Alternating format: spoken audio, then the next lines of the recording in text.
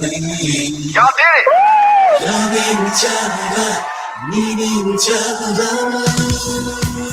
Hey, Los Angeles, KBLA Talk 1580 is turning 5, and we're celebrating in a big way. Oh my God! Join us Friday, June 19th, Juneteenth, 4 to 7 p.m. at the Beehive for our 5th anniversary bash and Juneteenth celebration. We're talking surprise celebrity guests, a special presentation, and a major announcement you will not want to miss. I can't wait to hear it. Plus, live music, dancing, games, and enough food and drink to keep the party going. Yeah, that's what I'm talking about. Of course, you're welcome to bring your own picnic basket, blanket, and lawn chair. And the best part, it's completely free. But here's the thing. You've got to sign up in advance. Space is limited, so don't wait. Head to kbla1580.com right now and lock in your spot. Friday, June 19th, the Beehive, KBLA Talk 1580. 5 years strong, and we're just getting started. Happy anniversary, KBLA! Yeah, man!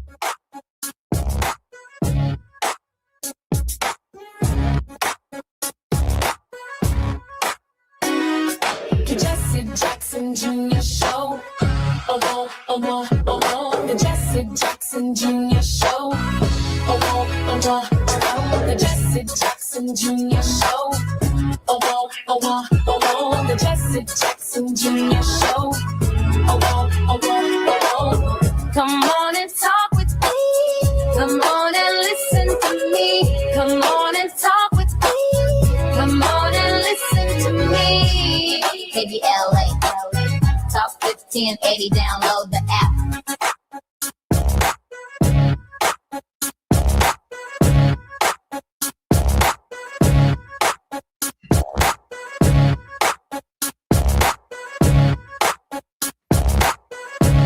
Jesse Jackson Jr., welcome forward to the Jesse Jackson Jr. Show on KBLA Talk 1580.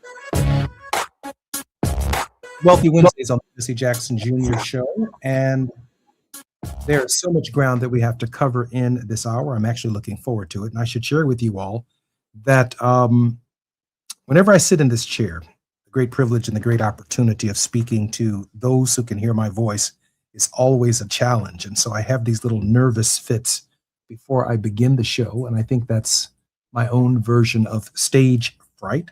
So to calm my nerves, given all that's taking place in the media, I want to begin with a quote from Benjamin Franklin.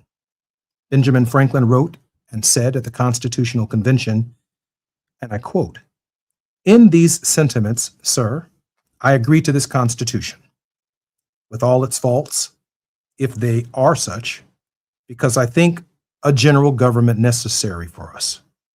And there is no form of government but what may be a blessing to the people if well administered.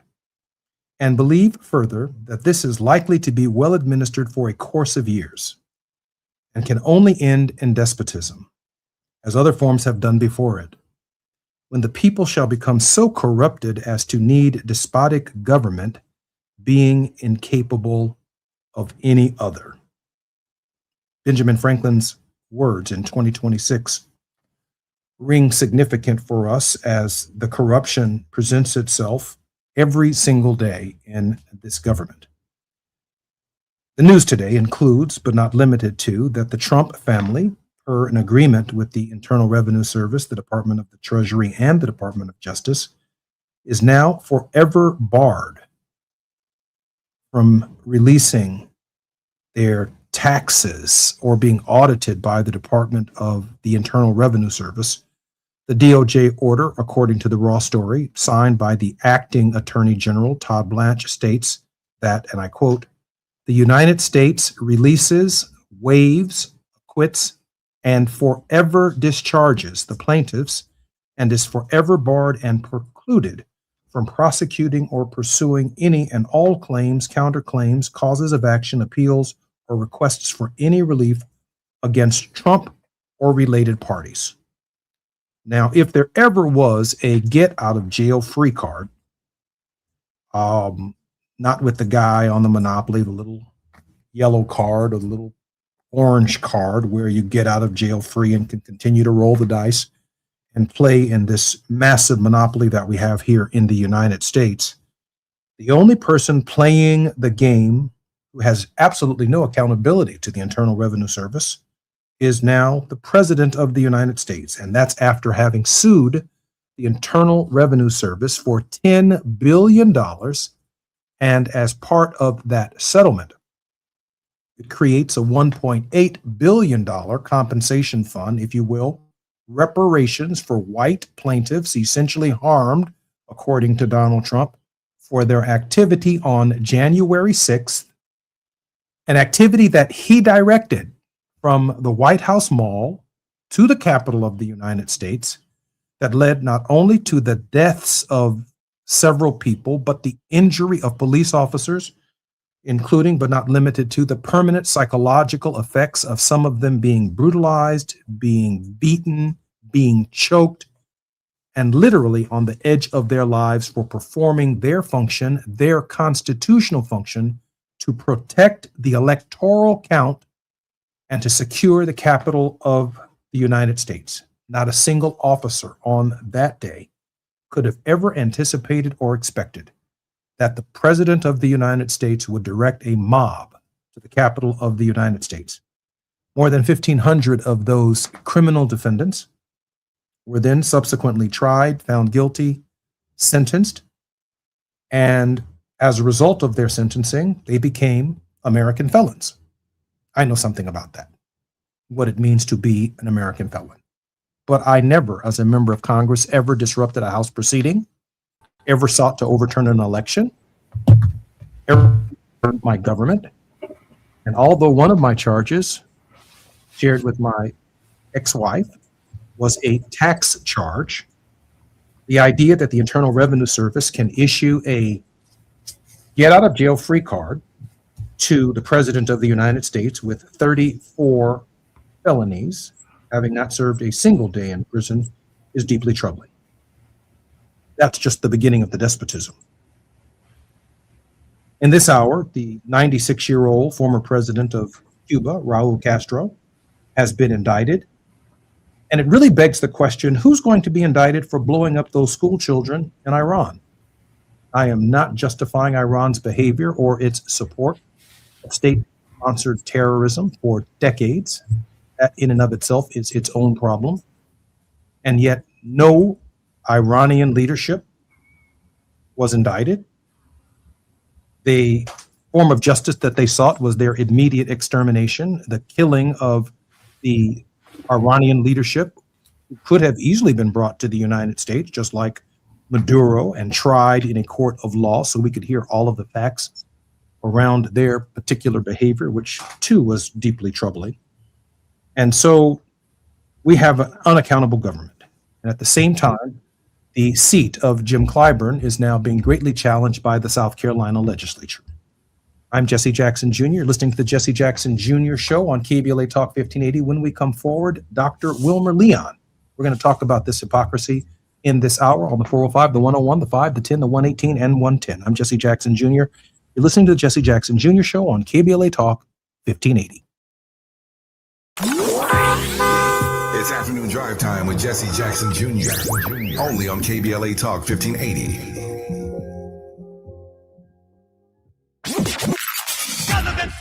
There is no denying that we've always been the conscience of this country. KBLA Talk 1580 is progressive talk radio built for our community, by our community, and with hosts who look like you, live near you, and care about what you care about. 50,000 watts of truth right here in Southern California. KBLA Talk 1580. Listen live on your AM radio dial at 1580 or stream us live on our KBLA1580.com website or on our free KBLA 1580 app. Unapologetically progressive. Hi, I'm Zoe Williams, host of The Voice of Reason, weeknights at 7 p.m. here on KBLA Talk 1580. with a personal invitation for you to join me and Insight.me as we present The Healing Box live at Inglewood's world-famous Miracle Theater, Saturday evening, May 23rd at 7 p.m. Look, I understand your attachment style has been running your life like a rogue algorithm, and nobody has had the courage to press pause. Until now, Dr. Bakoya McCall and yours truly are curating a night where clinicians, spiritualists, and an all-star panel of Black woman healers like Dr. Shalonda Sunshine Crawford, Dr. Deshauna Johnson, and spiritualist Precious McGill will join some amazing spoken word artists and the legendary comedian Louis Dix to diagnose, disrupt, and heal your relational wreckage in real time. Listen, bring your trauma. As a matter of fact, bring your baby mama. No, bring your testimony. And if you're still texting your ex at 2 a.m., baby, you're not just invited, you're the target demo. Tickets are moving fast, so grab yours at themiracleinglewood.com before your dating history gets flagged as a pre-existing condition. That's themiracleinglewood.com. We'll see you there Saturday, May 23rd at 7 p.m.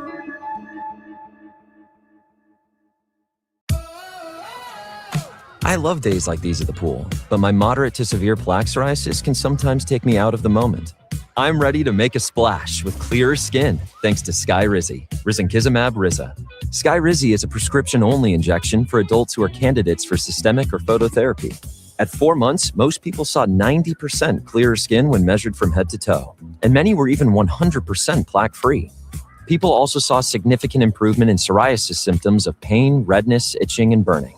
Don't use if allergic to Skyrizi. Serious allergic reactions, increased infections, or lower ability to fight them may occur. Before treatment, get checked for infections and tuberculosis. Tell your doctor about any flu-like symptoms or vaccines.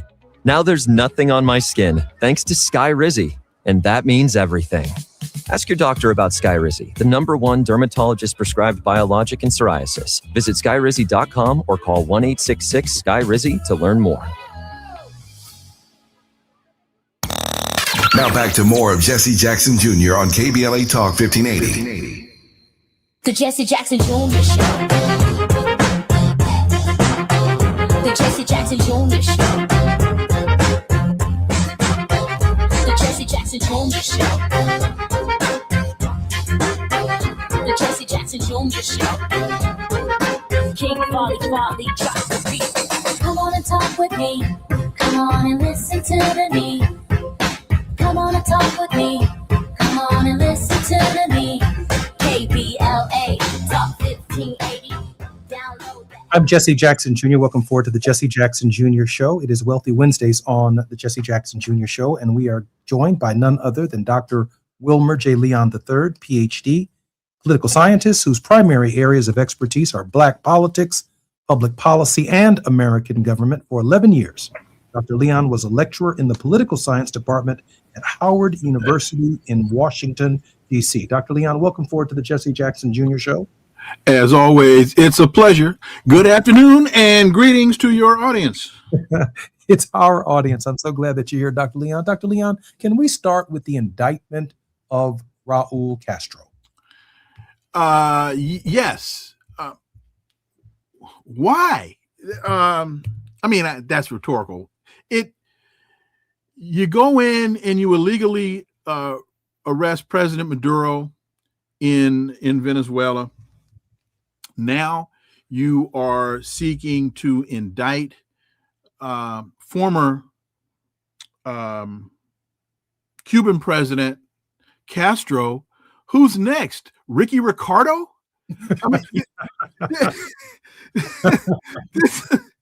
This is insanity. 96-year-old Raul Castro, for apparently he was accused while he ran the armed forces of the country of Cuba of shooting down, I guess, 2 private planes, with one of which had several American citizens on it. I don't know all of the facts. I guess we'll find out about them as the indictment becomes more publicly made aware to the American people and to the world. But to your question, and why? America shoots down planes all the time. America bombs schools all the time. Who is responsible and who is going to be indicted for that behavior? And what did the United States Supreme Court just hold in regards to Donald Trump? That acting as president, he is above the law. Well, if Raul Castro was acting as president in Cuba, what's good for the goose should be good for the gander. Or Maduro acting as president of the country of Venezuela. What's good for the goose is good for the gander. And I might add that underneath some of these offenses is the idea that they played some role in the selling of narcotics. But we remember, even in California, back in the 90s and the early 2000s, we remember in the 80s with Reagan and Oliver North and their alleged drug involvement and engagement here in the United States, as well as, I guess, Ricky Ross in Los Angeles and the role that they said and role that he confessed to playing on behalf of the United States government. And thank you to the late Gary Webb, the reporter from the San Jose Mercury News, who uncovered all of that. I mean, look, they kidnapped Father Jean, former president of Haiti, Father Jean-Bertrand Aristide, twice. This is just naked imperialism. This is at its height. And what really shocks me more than the fact that the Trump administration is doing it, where's the outrage in this country? Where's the pushback in this country? There aren't enough people crying foul. So I have this theory. I have this electoral college theory, which I've been advancing on the question of the Voting Rights Act, and that is for every black district that we lose or that gets divided up in the South, including but not limited to the city of Memphis, Tennessee has now been divided into 3 congressional districts, making it very difficult for a Democrat to win. But they're essentially drawing another congressional district in the state of Tennessee, allowing a conservative, Republican, maybe a MAGA-ite, an equal opportunity of getting to Congress without having to pay any attention to the African-American constituents in that congressional district under the new division and the new lines, that there is a corresponding electoral vote that now is no longer, for example, voting for a Democratic candidate. They are voting for a Republican candidate in order to get to 270. We cannot ignore the impact of the Cuban lobby in the state of Florida and the electoral college vote that it represents in key presidential elections, not only in Bush v. Gore, where they stopped, the Supreme Court in that state stopped the count along with the help of the U.S. Supreme Court, but Marco Rubio, who is touted as a presidential candidate, is Secretary of State and has significant influence in global affairs in the United States as a former United States senator and now as Secretary of State. I have to believe that what is taking place in Florida is as much an electoral college calculus as it is just the raw, pure imperialism. Your thoughts on the idea that they want to keep Florida in the Republican column in the next election? I think you're absolutely right. Somebody would be very hard pressed to present a better case that contradicts your analysis than what you just presented. Here's a key factor, though, that I think people need to pay attention. Well, that people need to pay attention to. And before I say that, let me say this. With all of the redistricting that is taking place, I would like to see the analysis. I would like to see the data of those in the Black community that have not voted. And so what will be the response? Redraw the districts all you want. What will be the response if we decided to overwhelm your redistricting with our turnout? That's the first question. And I don't know the answer. I'd like to see the data. The second part that takes me to this.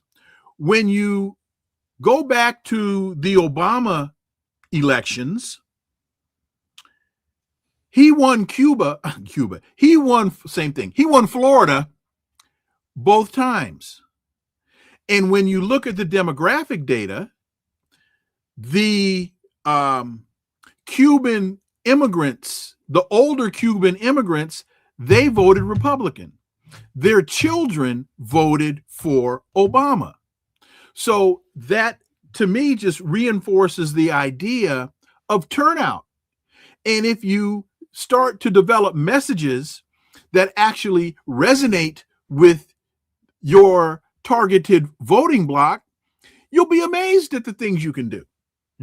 I'm actually surprised, because I think if, in fact, Castro, for whatever reason, makes an appearance in a U.S. federal court and or is captured by the Trump administration, which has shown its capacity and willingness to extract leaders from countries or those who've been criminally indicted and bring them to the United States. Manuel Noriega, we've seen it there. We've seen it now with Maduro. Now we are hearing rumblings about it with respect to Raul Castro.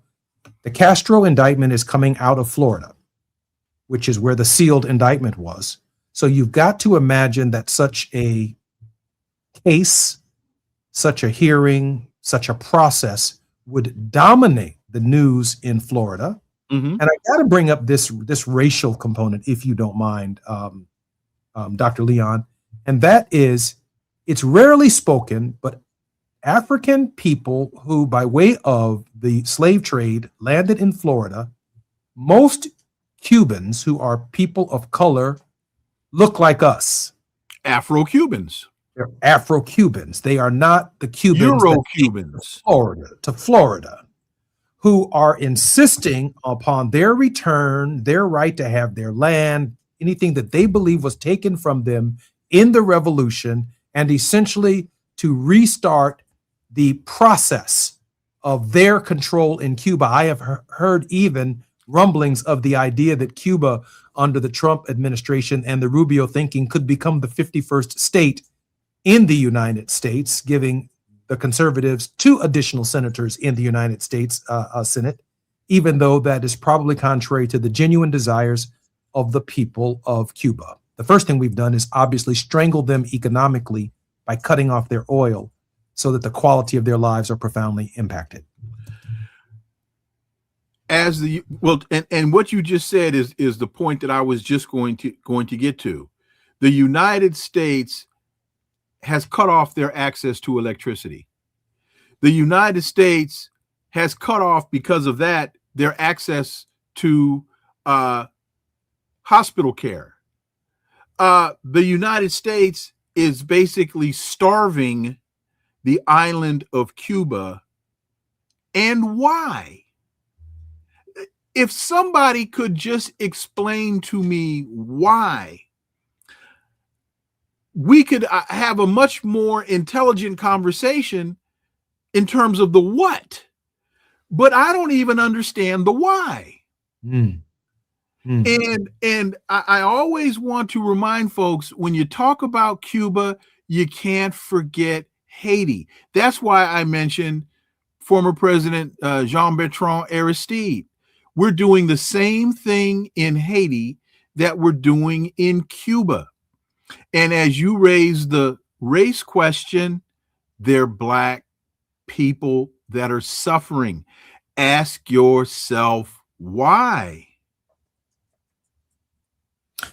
For some of you who watch movies, and it's hard to conceive of the idea that Americans have never seen the movie The Godfather, lest should we forget that when Michael Corleone went to Cuba as a gangster out of New York in the olive oil business, he met with Cuban individuals who were part of that organization, and they were trying to shake Michael Corleone down for a couple of $1 million to join something that Michael did not have confidence in, only to find out that he was hearing about a revolution in the streets that would indeed depose the leadership in Cuba because of the way in which that leadership were treating the indigenous Afro-Cubans and the people on the ground in Cuba. Cuba has made an enormous contribution to creating doctors and sending them to Angola, to sub-Saharan Africa, for the purposes of providing medical care for poor Africans. There's a place down in Cuba called the Isle of Youth, where African countries send their young people to be trained in medicine, to be trained in service. That is also part of this discussion. There is Guantanamo Bay that the American government has never relinquished and returned to the Cuban people, and it is a modern metropolis if you've ever been to Gitmo, but it's also responsible for some fairly heinous crimes during the war on terror. And I'm just wondering where this all goes, because Cuba has been influential in South America in terms of training its leadership, in terms of helping them fight imperialism and the dominance of American influence in many of their countries, because what? They weren't in a position to provide health care, to provide housing, to provide education for their people. And subsequently, the United States' form of imperialism began a process that undermined some of the great experiments for the recovery of our people in the South. Your thoughts? You don't have freedom in South Africa without Cuba's assistance in Angola. People need to be able to understand the history and connect the dots. I'm glad you brought up the medical care, because there are a lot of countries in Africa and in other parts of the world that have health care because of doctors that were trained for free in Cuba.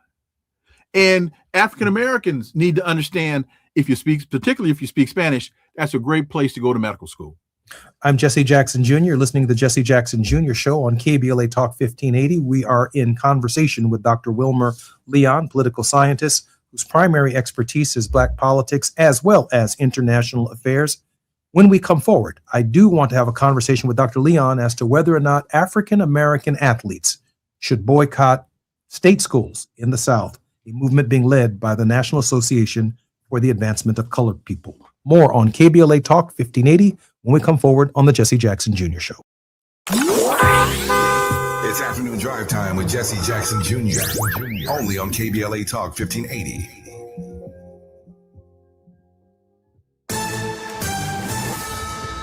I'm Amber Payton with BIN News Now. President Trump is signaling support for former reality TV star Spencer Pratt in the Los Angeles mayor's race. I'd like to see him do well. He's a character. I don't know him. I assume he probably supports me. Pratt is a registered Republican running without party affiliation as he tries to unseat Black Democratic Mayor Karen Bass. Trump did not formally endorse him.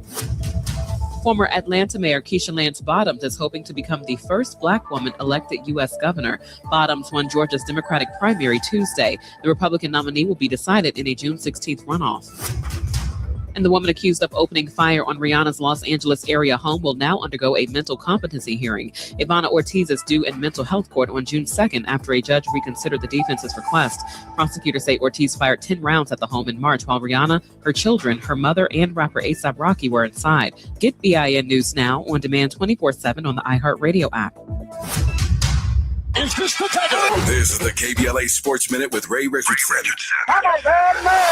NFL Commissioner Roger Goodell said the league is cooperating with Florida Attorney General James Uthmeyer, who issued a subpoena against the NFL as part of his investigation into the league. Uthmeyer is investigating the NFL for potential civil rights violations related to the league's Rooney Rule. Uthmeyer wants the league to get rid of the Rooney Rule, which the league implemented in 2003 to help promote diversity and hiring practices. If the league does not comply, Uthmeyer said he will file a civil rights lawsuit against the league. Uthmeyer said the Rooney Rule is blatant race and sex discrimination.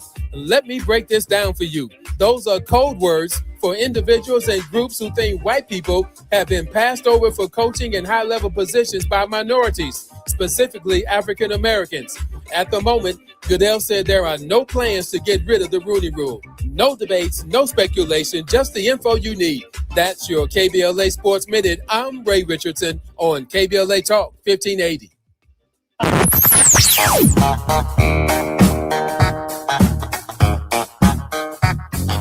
This is KBLA Talk 1580. Talk Radio. That's music to your ears. We're unapologetically progressive. KBLA Talk 1580. We've got a lot to talk about.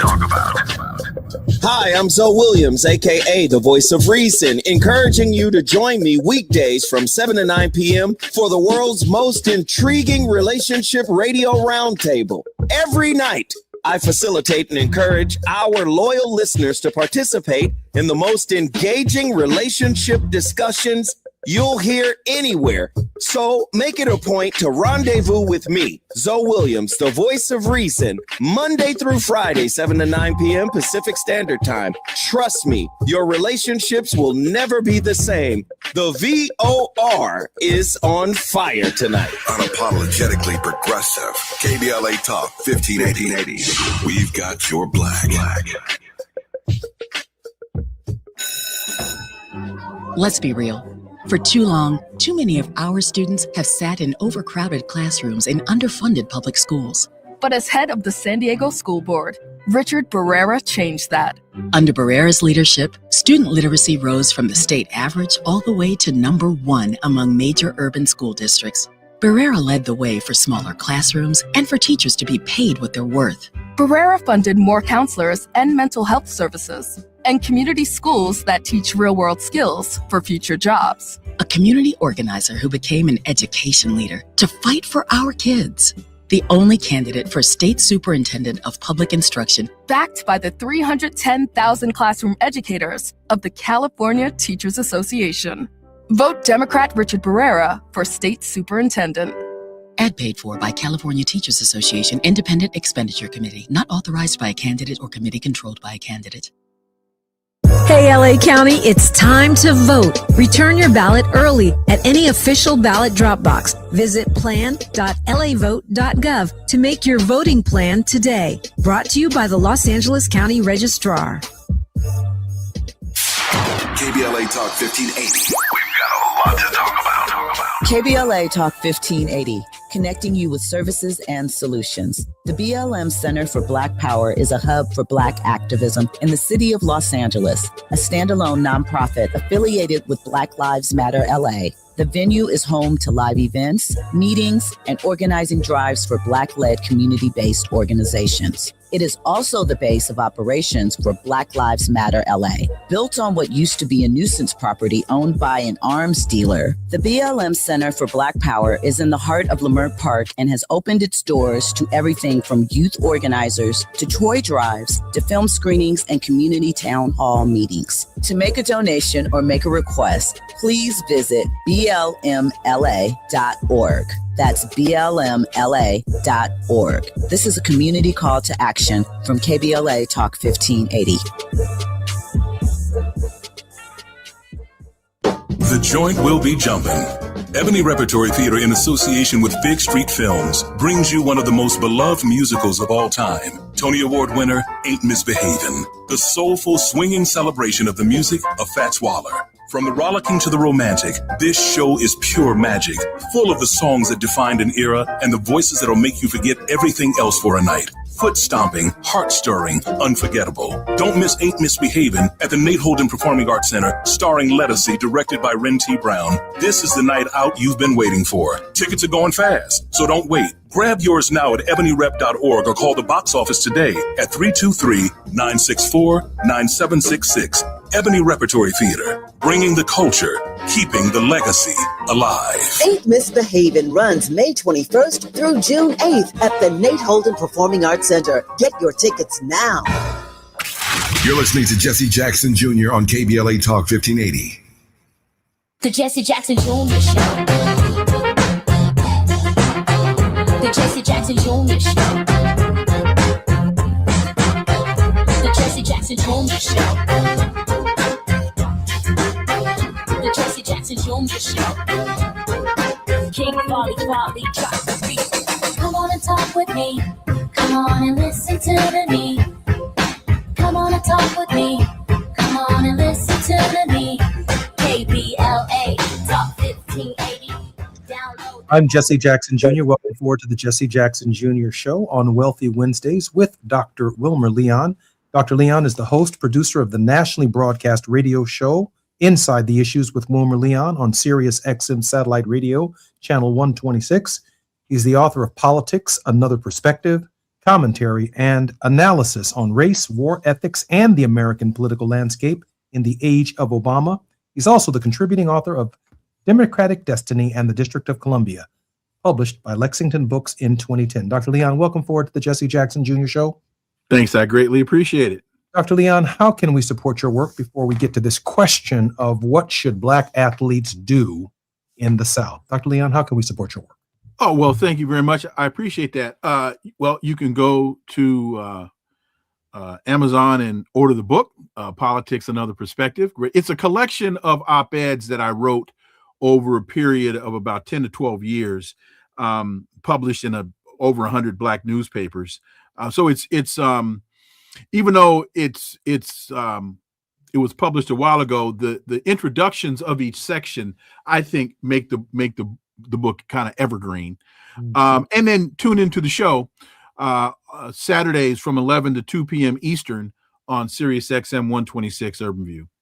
Thank you, Dr. Leon. Dr. Leon, the NAACP, now supported by Hakeem Jeffries, Jim Clyburn, and a growing number of organizations and individuals, are calling for African-American athletes who are entering the portal, who are leaving high school on their way to college, to boycott the SEC, to boycott schools, state schools, if you will, in the South, not the HBCUs. In fact, they're encouraging these athletes to consider attending schools at the historically Black colleges and university.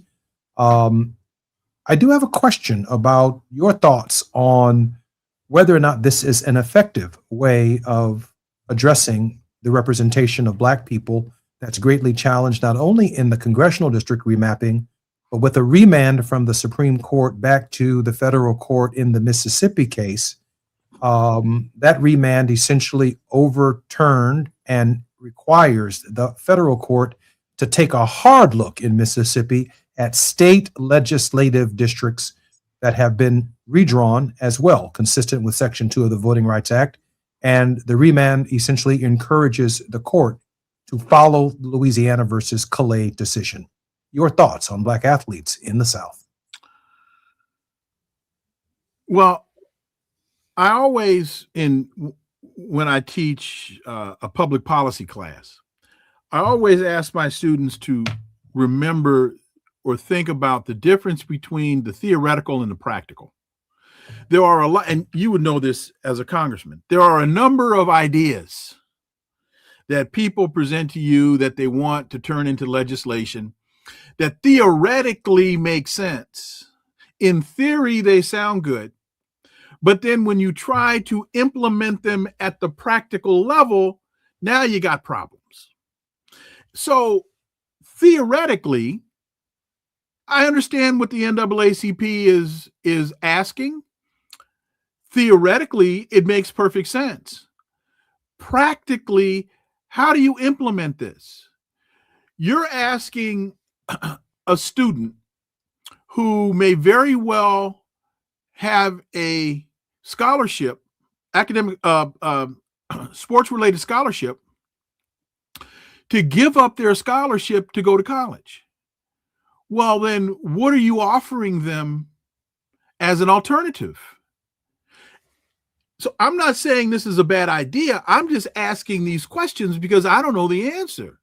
If my son is a linebacker and was possibly going to be starting for Alabama or starting for LSU or for Oklahoma,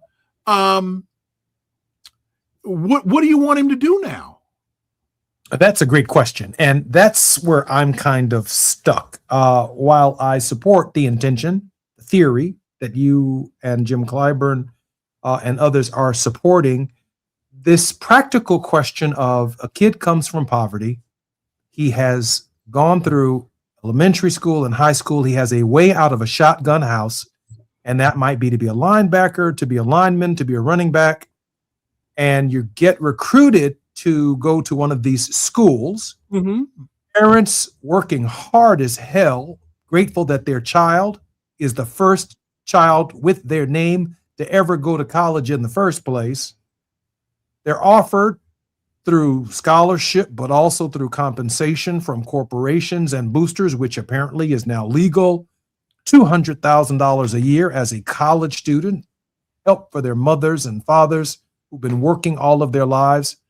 And then you turn around and tell that kid, because lines are being redrawn at the political level, you should not go to college and play for them, while not providing them with a similar benefit at another college that is more welcoming.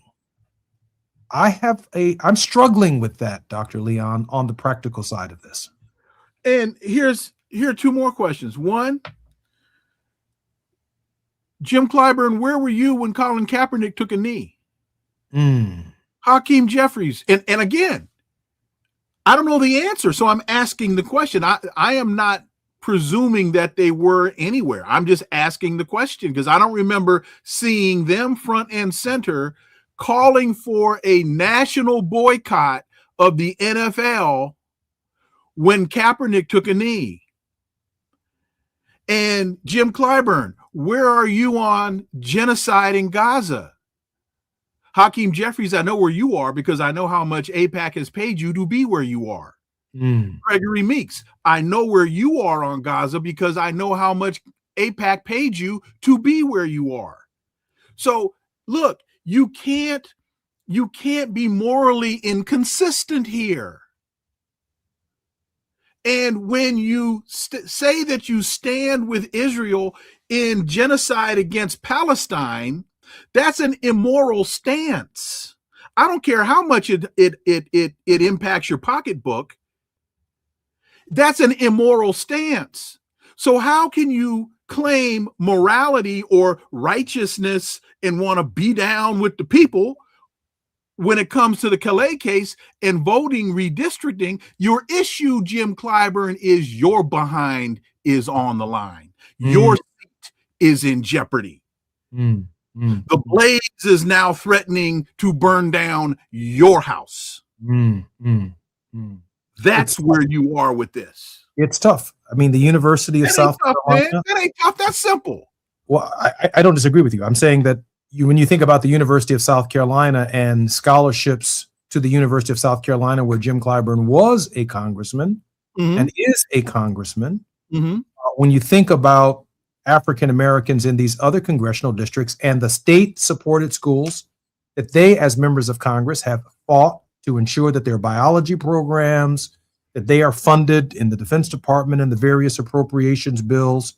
And now suddenly, to your point, when the political lines are shifting and it affects you, you're asking these young children to sacrifice their lives and their futures because of the political lines that are being drawn, and they may not be drawn to our advantage, but we're asking them to shoulder, the students, to shoulder a burden that is far greater than the burden anyone at 17 or 18 years old is being asked to shoulder on their way to college. I'm Jesse Jackson Jr. I have not made a judgment one way or the other on where I am on this subject matter, but I'm grateful for the opportunity to talk about it with Dr. Wilmer Leon. When we come forward on KBLA Talk, more with Dr. Wilmer Leon.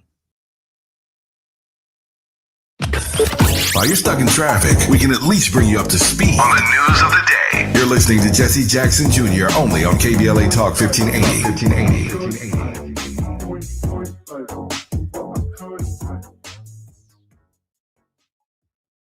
My name is Cynthia Mitchell. I've been an emergency room nurse in Los Angeles County for 25 years. I've been there through every fire season, every outbreak, every earthquake. Every time Los Angeles needed us, the doctors and nurses of Los Angeles County showed up. And right now, I'm seeing another disaster coming. Trump's cuts to Los Angeles County's healthcare system are a public health crisis in the making. Medi-Cal, public hospitals, disaster preparedness are all at risk, but we can stop it. Measure ER fights back against these cuts. For a half a penny, we keep emergency rooms open, care within reach for working families, and doctors and nurses serving the communities we love. When you vote yes on Measure ER, you're not just voting for health care, you're voting for LA. Vote yes on Measure ER by June 2nd. Ad paid for by Yes on ER, Restore Healthcare for Angelinos, sponsored by St. John's Community Health and Health Justice Action Fund. Ad committee top funder, St. John's Community Health. Going to a World Cup match in LA this summer? Ditch the parking stress and ride Metro. With direct service from across LA County, it's the easy way to get there for just $1.75 each way. Hi, I'm Fred Martin, founder of Compton Kids Club. I just want to talk about the authenticity and tell y'all about my homeboy, Tom Steyer. Tom is a rock star. When I met him, Tom gave a grant to schools in San Francisco. All the kids were on probation.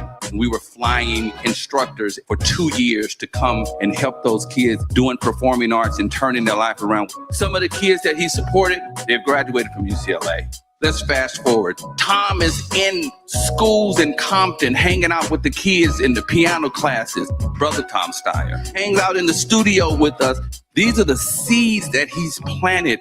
This has nothing to do with elections. What's coming out of his mouth is not a campaign speech. It's authentic. And when he say he walks away from a business because he want to do his values, he ain't making that up because he's running for governor. This man is real. Ad paid for by Steyer for Governor 2026. Let's be real. For too long, too many of our students have sat in overcrowded classrooms in underfunded public schools. But as head of the San Diego School Board, Richard Barrera changed that. Under Barrera's leadership, student literacy rose from the state average all the way to #1 among major urban school districts.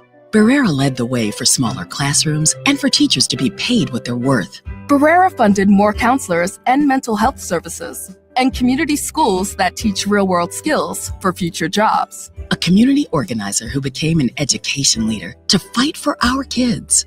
The only candidate for State Superintendent of Public Instruction, backed by the 310,000 classroom educators of the California Teachers Association. Vote Democrat Richard Barrera for State Superintendent. Ad paid for by California Teachers Association Independent Expenditure Committee, not authorized by a candidate or committee controlled by a candidate. By texting 64,000, you agree to receive recurring automated marketing messages from IQ Bar. Message and data rates may apply. No purchase required. Terms apply. Available at eatiqbar.com/policy/terms of service. I've got good news and bad news. Here's the bad news. Most protein bars are packed with sugar and unpronounceable ingredients. The good news? There's a better option. I'm Will, and I created IQ Bar plant protein bars to empower doers like you with clean, delicious, low-sugar brain and body fuel. IQ Bars are packed with 12 grams of protein, brain nutrients like magnesium and lion's mane, and zero weird stuff. And right now, you can get 20% off all IQ Bar products, plus free shipping. Clean ingredients, amazing taste, and you'll love how you feel. Refuel smarter, hydrate harder, caffeinate larger with IQ Bar. Try our delicious IQ Bar sampler pack with 9 plant protein bars, 8 hydration mixes, and 4 mushroom coffee sticks. And now you can get 20% off all IQ Bar products plus free shipping when you text RADIO to 64,000. Text RADIO to 64,000 to get your 20% off. That's RADIO to 64,000. Hey there, Los Angeles. This is James Lucky Jr., publisher and editor of Los Angeles News Observer. Are you hungry for news that matters to you in the African-American communities of Los Angeles? Well, buckle up, because we got the scoop you've been craving. Stay in the know and never miss a beat with our free weekly publications conveniently available near you. Or hop on the digital wave and become an exclusive subscriber at OGNSC.com. Don't forget to join the party on Instagram and Twitter at OGNSCINC for behind-the-scenes access and sizzling updates. No more FOMO. Let's stay informed, connected, and empowered together. My son loves to fly kites, but my active psoriatic arthritis can sometimes hold me back. Now with Skyrizi to treat my skin and joints, I'm ready to go. Skyrizi, risankizumab Riza, a prescription-only 150 milligram injection for adults, helps with less joint pain, stiffness, swelling, and fatigue. For those who also have plaque psoriasis, 90% clearer skin is possible with just 4 doses a year after 2 starter doses.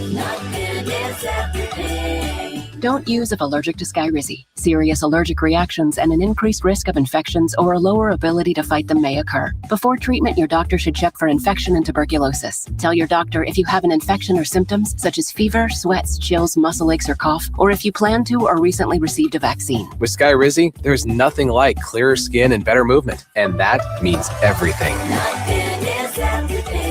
Ask your doctor about Skyrizi today and visit skyrizi.com or call 1-866-SKY-RIZZI to learn more. Now back to more of Jesse Jackson Jr. on KBLA Talk 1580. The Jesse Jackson Jr. Show. The Jesse Jackson Jr. Show. The Jesse Jackson Jr. Show. The Jesse Jackson Jr. Show. King Bobby drops the beat. Come on and talk with me. Come on and listen to me. Come on and talk with me. Come on and listen to me. KBLA Talk 1580. It's Wealthy Wednesdays on the Jesse Jackson Jr. Show. This coming Friday, we will be testing our new technology, the ability to receive call-ins from those of you who are listening to the Jesse Jackson Jr. Show. Please write down our phone number, 833, it's toll-free, SHOW JJJ. 833-SHOW, SHOW JJJ. That's 833-746-9595. I see Barbara Jean, Quincy Alexander, Lynette Purple Alexander, Tracy Van Zant Foyles, Nicole Gooden, Deborah Black. I'm inviting everyone to give us an opportunity to test our equipment, to call into a show. We want to have you live on the radio and ask your questions, but we do want to test our equipment as we move forward on the Jesse Jackson Jr. Show. In this hour, we've been blessed to have Dr. Wilmer Leon. Dr. Wilmer Leon is the host and producer of a nationally syndicated radio talk show, The Issues with Wilmer Leon, on Sirius XM Satellite Radio, Channel 126. His book is available, Politics, Another Perspective, Commentary and Analysis on Race, War Ethics, and Politics, and the American Political Landscape in the Age of Barack Obama. It is available on Amazon.com. Dr. Leon, during the break, I had a reflection. Why not ask the professional athletes, Dallas Cowboys, the Atlanta Falcons, the professional ball clubs, all of whom have African Americans who play in the South, the Atlanta Braves. We can go right down the list of professional teams, not college students, not students moving from high school into college, beginning their lives, but people who've already made millions, already have guaranteed contracts, to raise questions. Why not the talking pundits in sports on ESPN who cover Southern games and cover games where our political representation, Stephen A. Smith? Why not ask them to not cover games in the South, where the pinch is a little different than asking students who are vulnerable, trying to get into college, trying to work their way out of poverty, waiting all of their lives for this opportunity. Dr. Leon, in this moment, I'm thinking about that Olympics that one of our presidents decided to boycott. And these athletes had been training their entire lives for the Olympics, only to be told that they would not have the opportunity to compete for gold medals. It just seems a little unfair. Dr. Leon? No question. You're absolutely right. And that takes me back to the Kaepernick question. And, they didn't support him. And what was he protesting?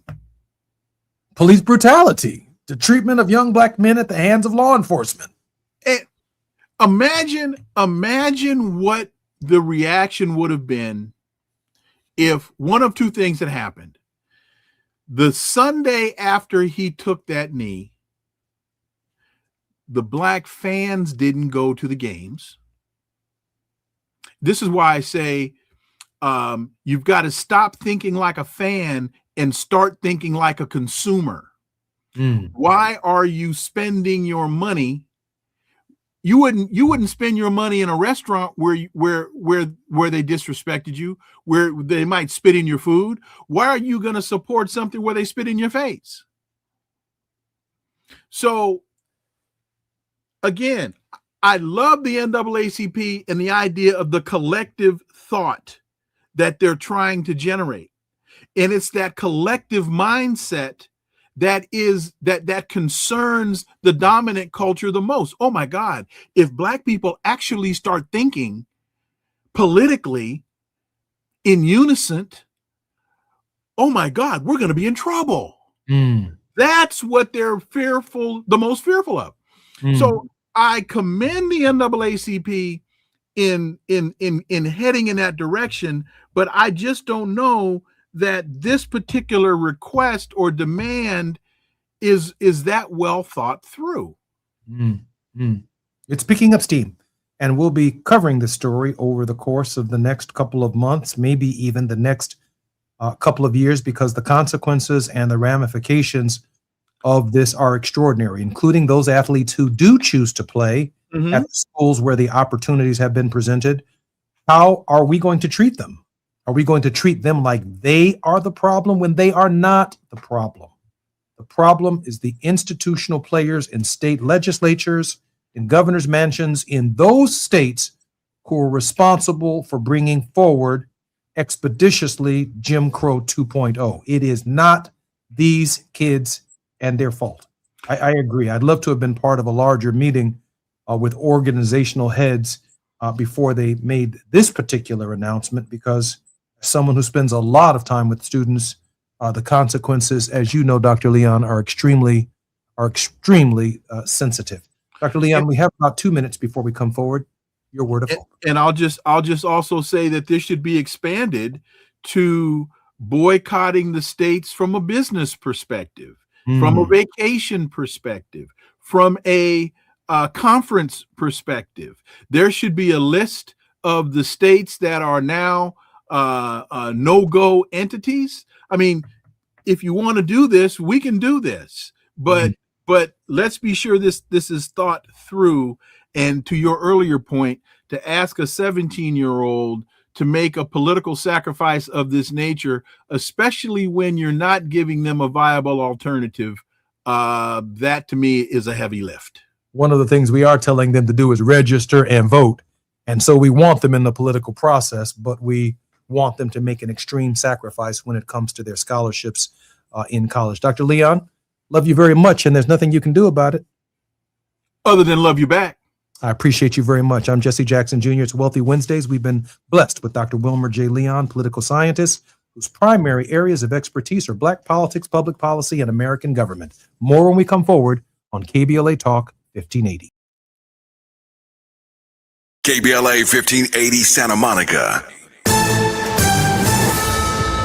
I'm Amber Payton with BIN News Now. President Trump is signaling support for former reality TV star Spencer Pratt in the Los Angeles mayor's race. I'd like to see him do well. He's a character. I don't know him. I assume he probably supports me. Pratt is a registered Republican running without party affiliation as he tries to unseat Black Democratic Mayor Karen Bass. Trump did not formally endorse him.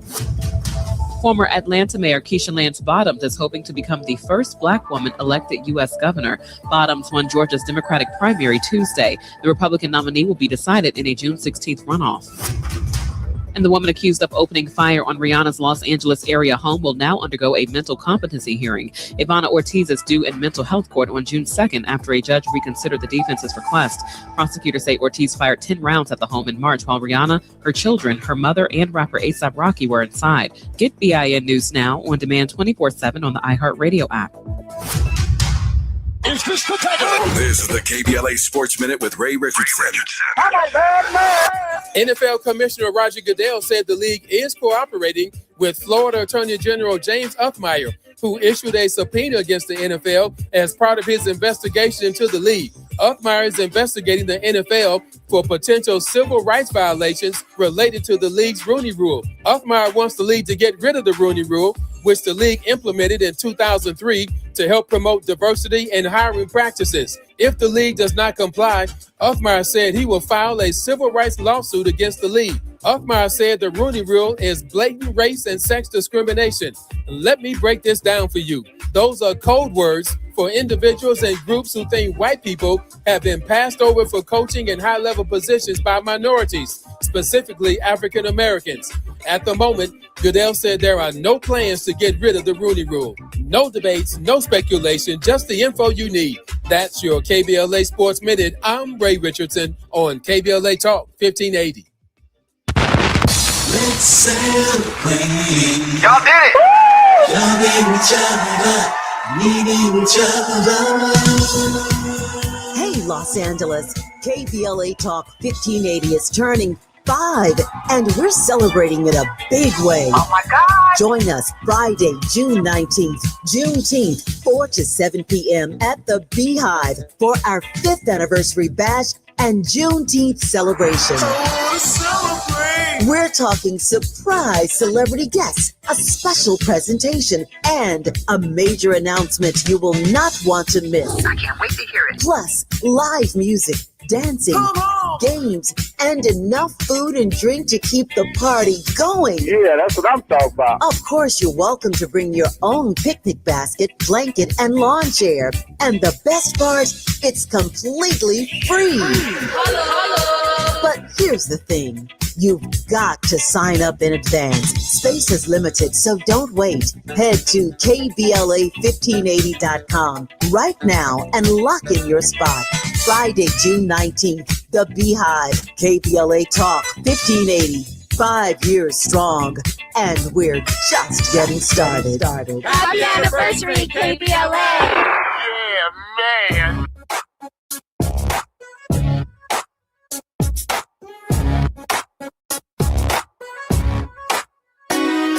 The Jesse Jackson Jr. Show. Oh, oh, oh, oh, oh, oh. The Jesse Jackson Jr. Show. Oh, oh, oh, oh, oh. The Jesse Jackson Jr. Show. Oh, oh, oh, oh, oh, oh. The Jesse Jackson Jr. Show. Oh, oh, oh, oh, oh. Come on and talk with me. Come on and listen to me. Come on and talk with me. Come on and listen to me. KBLA Talk 1580. Download the app.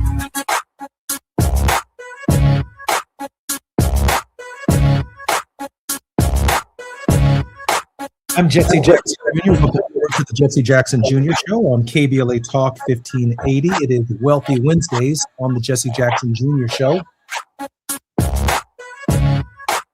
The Guardian writes, Jim Crow 2.0, Republicans move to oust Jim Clyburn, South Carolina's only black Democratic congressman.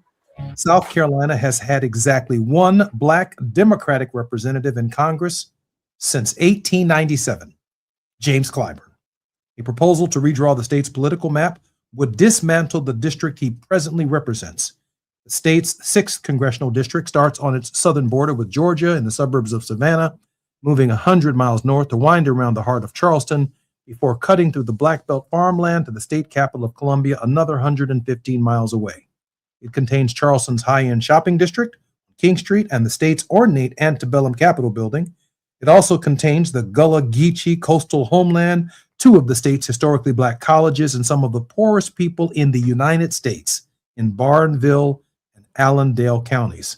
The district is a product of a 36-year-old peace pact between civil rights leaders and South Carolina's white conservative political apparatus. Now, I need you to pay very close attention to that because it's very difficult to distinguish between white Southern Democrats and white Southern conservatives.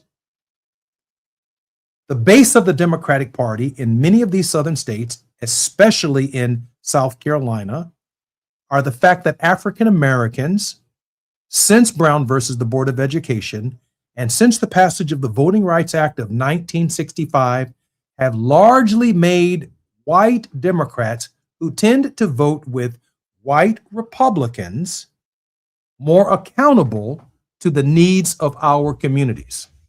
Many of these Southern Democrats, particularly in state legislative races, in state senatorial seats, have been Democrats and have had Democrats in their families since the Declaration of Independence, since Thomas Jefferson founded the Democratic Party in 1793. They trace their ancestral roots to states' rights, to the Confederacy, to Dixie, and to Dixiecrats. In fact, you don't know in the South who a Republican is, who is a white male, until they tell you they are a Republican. And that's true of the Democrats as well, except that African Americans, where more than 40% of African Americans live, from Virginia around to Texas, we are the base of the Democratic Party in the South. The dismantling of congressional districts in the South isn't just an attack on Black representation, and it most definitely is that. I believe more liberally than most conservatives who argue that we're only going to lose 19 seats as a result of the Louisiana versus Calais, down from 62 members of Congress who happen to be African American, losing 19 seats. I believe we're going to lose 30. We may not lose them between now and the midterms in 2026, but this process is not going to be over in 2028. The governor of Mississippi said, we're going to give Benny Thompson a reprieve, but by 2028, Benny Thompson and Mississippi will be gone. And the Supreme Court of the United States gave the state permission to do just that, doing Benny a one-term favor, essentially. But that's not the case in Tennessee. And that's not the case in other states in the Union. And while this disease of the attack on Section 2 of the Voting Rights Act of 1965 appears to be narrowly focused on the South, expect in the not too distant future that the enforcement of the Calais decision in the North will come in the form of the Department of Justice suing northern states that complied with the Voting Rights Act and Section 2 as well.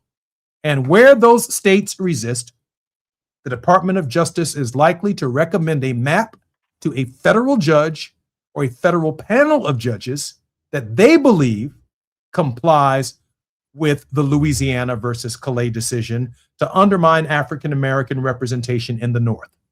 So we're talking about a process that could lead all the way up initially to the census in 2030. And of course, the big fight is the reapportionment plans in 2032, when districts are drawn over again all over the United States for the first time without having to comply with the Voting Rights Act of 1965. We could be looking at nearly 0 members in Congress, and that's not an overstatement, because we saw the exact same process after Dred Scott, after the Tilden-Hayes Compromise of 1876, 1877, and the Plessy versus Ferguson decision of 1896.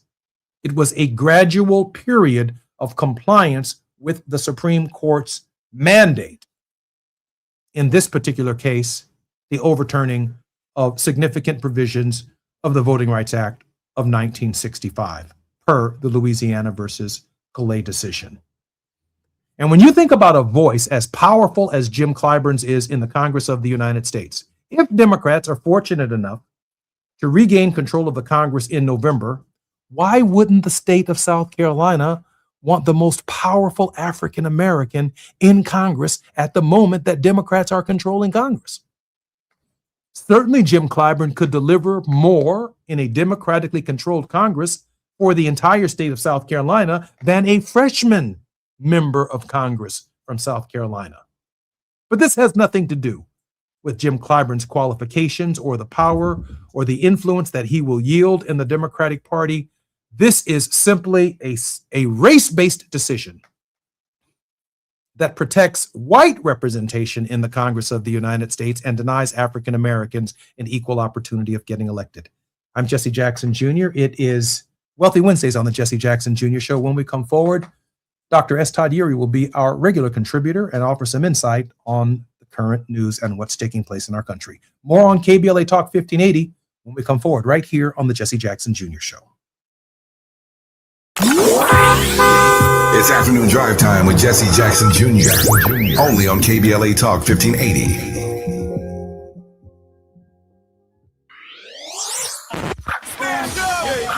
When the story gets twisted, who's going to tell the truth?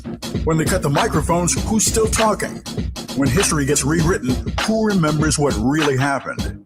We do. KBLA Talk 1580. Black media isn't just important right now, it's essential. Because when mainstream outlets move on, we stay. When the headlines ignore our communities, we don't. When decisions are being made that affect Black lives in our schools, our neighborhoods, our economy, KBLA is in the room. This is more than radio. This is a lifeline, a record, a rallying cry. Black stories, Black voices, Black power. The heat is on. On the air and in the culture. KBLA Talk 1580. Stay connected. Stay informed. Stay loud. Stand up! Hi, I'm Zoe Williams, host of The Voice of Reason, weeknights at 7 p.m. here on KBLA Talk 1580, with a personal invitation for you to join me and Insight.me as we present The Healing Box, live at Inglewood's world-famous Miracle Theater, Saturday evening, May 23rd at 7 p.m. Look, I understand. Your attachment style has been running your life like a rogue algorithm, and nobody has had the courage to press pause. Until now, Dr. Bakoya McCall and yours truly are curating a night where clinicians, spiritualists, and an all-star panel of Black woman healers like Dr. Shalonda Sunshine Crawford, Dr. Jashana Johnson, and spiritualist Precious McGill will join some amazing spoken word artists and the legendary comedian Louis Dix to diagnose, disrupt, and heal your relational wreckage in real time. Listen, bring your trauma. As a matter of fact, bring your baby mama. No, bring your testimony. And if you're still texting your ex at 2 a.m., baby, you're not just invited, you're the target demo. Tickets are moving fast, so grab yours at themiracleinglewood.com before your dating history gets flagged as a pre-existing condition. That's themiracleinglewood.com. We'll see you there Saturday, May 23rd at 7 p.m.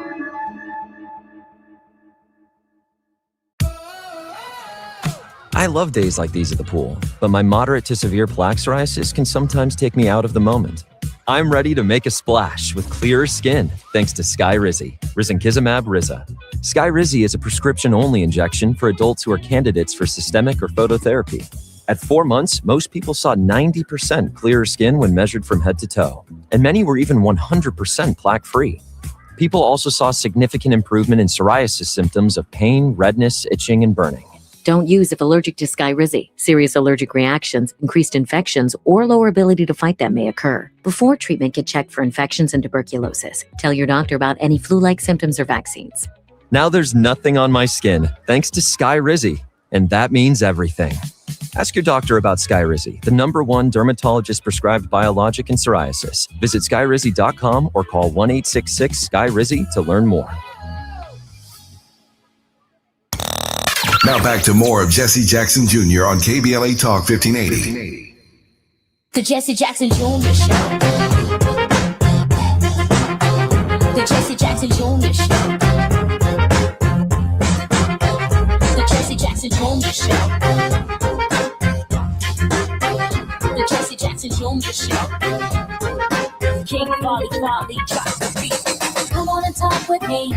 Come on and listen to the me. Come on and talk with me. Come on and listen to me. KBLA Talk 1580. Download the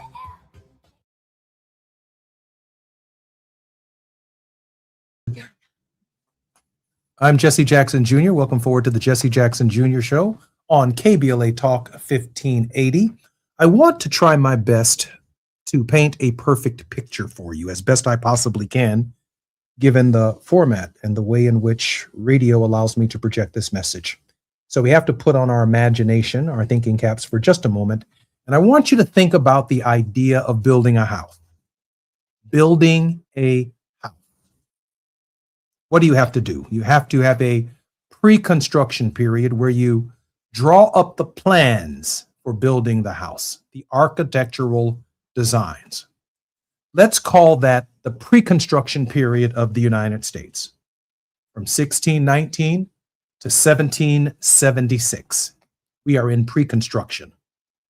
The nation is tolerating slavery. Women have a position, if you will, in our society, but not a equal political position in our society. Native Americans are being trampled, exterminated. A genocide is taking place. And then in 1776, the construction of the United States begins, built upon a single principle. So we went from pre-construction, assembling the parts, settlers and immigrants assembling the parts. In 1776, we begin the construction of the United States. Construction. We have to put together a government. And this government, which will break away from the past, a government that was tyrannical and despotic, led by a king, would lay the foundation in the Declaration of Independence that all men, and with a friendly amendment from Elizabeth Cady Stanton, nearly a century later, all women are created equal. The pre-construction phase ends and becomes the construction phase.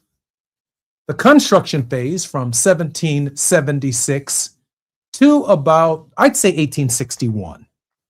That includes the writing of the Constitution on September 17th, 1787, the addition of the Bill of Rights in 1791, the process of expanding the country from east to west, which includes the compromises between free labor in the North and slave labor in the South, admitting one free state to the Union and one slave state to the Union as the country began to move further and further west. Let's call that the construction phase of the United States. They are building the house. And then a tornado comes through and blows the house down, or big bad wolf, huffs and puffs.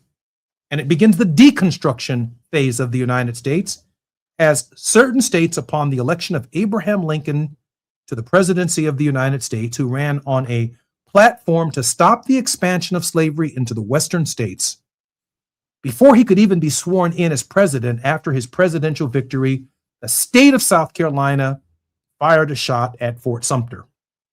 And the process of dissolving the Union, tearing the house apart, had begun.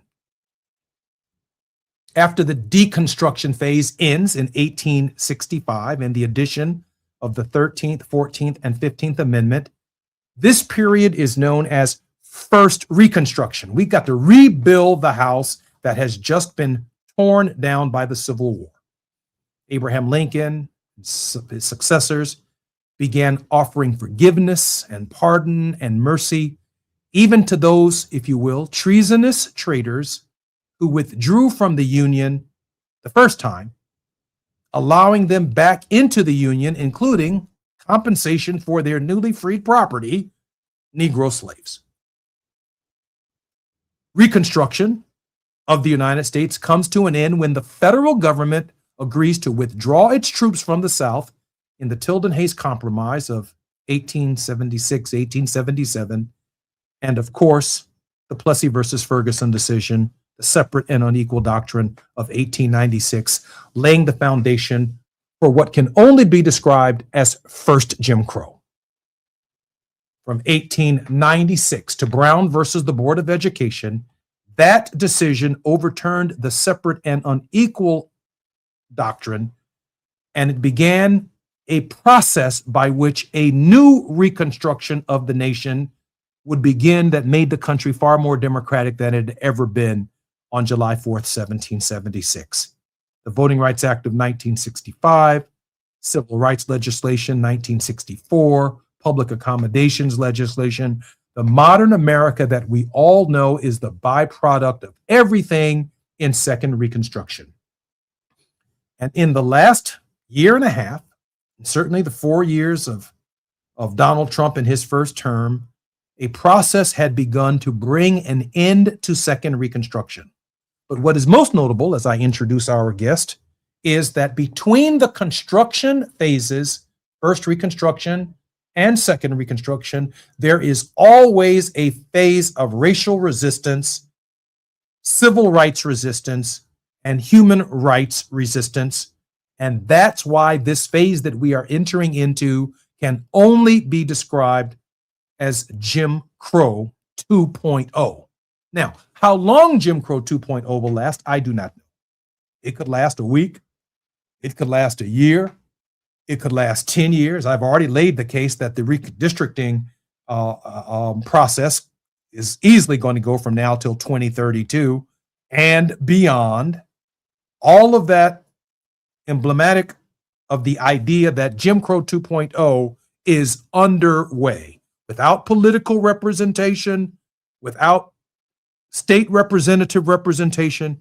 It is hard to imagine that Democrats and Republicans in state legislatures across the country are going to pay attention to our particular interests and needs in light of the history of discrimination in the United States. How long it will last, I do not know. That it is here, there is no doubt in my mind. And then after Jim Crow 2.0, there is always the possibility in the United States of a third Reconstruction. At age 61, it is something that we are not likely in my generation to live and see. But it is, from my perspective, if the Union is to survive, it is inevitable. Dr. Todd Yeary is principal of the Yeary Firm, a Maryland-based litigation and government relations firm, and also serves as the senior pastor of Douglas Memorial Community Church of Baltimore and affiliates. He's the former executive officer of the Rainbow Push Coalition, the organization founded by my father.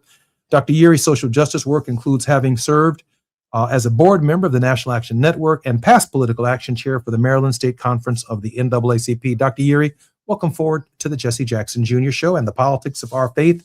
And we're so grateful for your regular contribution. Always glad to be with you. I was pulling out my notepad so I could keep taking notes. My apologies for showing up to class late to miss the beginning of the lecture, brother professor, as you always do, laying out the case before us to consider what's going on in real time. Dr. Yeary, as Second Reconstruction comes to an end, the legislature in South Carolina has now passed in the House a map that essentially eliminates the district of Jim Clyburn. I don't think it's by chance, by the way, that South Carolina was the first state to secede from the Union before Abraham Lincoln was sworn in as president. The history of resistance in South Carolina and some of the deep southern states like Alabama, Mississippi, Texas, Tennessee, and others have been at the forefront of racial resistance since the American Civil War, and obviously since the peculiar institution of slavery. Dr. Yeary, your thoughts about where we are? Well, we are still in, or we've gone back to the reality of the preamble to the Constitution. When the preamble is framed, the Declaration has been in effect for a few years. The ratification of the Constitution required that to become states, in quotes, those states that would take form, had to go form their state constitutions to come back to be able to participate. When we read those state constitutions, we know that there were different perspectives about owning human beings as property. And so there was a conflict from the very beginning that shows itself in the original iteration of the Constitution, in that slavery would be time limited, that it would only be permissible up until 1808. That being the frame, we have to recognize that baked into the recipe, even with the amendments and the modifications of the governing document, the supreme law of the land, is a foundational permissiveness for the denial of dignity and humanity of a certain group or class of people. This is manifesting again in the guise of political gamesmanship. One cannot help but see what is obvious to everybody except the majority who opined on the Calais decision, that I don't care how many ways you dress up the decoy to make it look like a duck and try to say that it's a decoy. Decoys, their quacking noises don't sound like ducks. this is a duck. And this duck is the duck of the discourse around the ratification of the first Constitution, the original document. And so there's been this tension ever since, trying to move the country beyond that very limited constraint that would be ultimately the most risky proposition to its early survival, because Lincoln's concern when writing the Emancipation Proclamation was that if the nation continued to be torn, it would leave the nation susceptible to being reclaimed by the very monarchical powers that it fought to separate from. And so there was kind of self-interest in this whole conversation. There's self-interest in this today. We got to be clear. You can't just go after districts with majority Black folks, or districts with Black representation, or districts that appear to be distinct in terms of how the district looks, in terms of its makeup, and come away with any other thing. I don't care if you call it partisanship, it's a duck. Dr. Urey, let me ask you this question. We have about a minute and 30 seconds before we come forward. Isn't the true purpose of the Voting Rights Act of 1965 to desegregate the Congress of the United States, that it was an all-white male body before the Voting Rights Act of 1965, and the Voting Rights Act of 1965 laid the foundation for a new republic by allowing African Americans, Hispanics, and others to have equal representation? I think that was part of it. I think the reality was, when the Voting Rights Act was codified, it was to capture some enforcement power in the law to make the full political participation of the descendants of formerly enslaved persons real and not just rhetorical.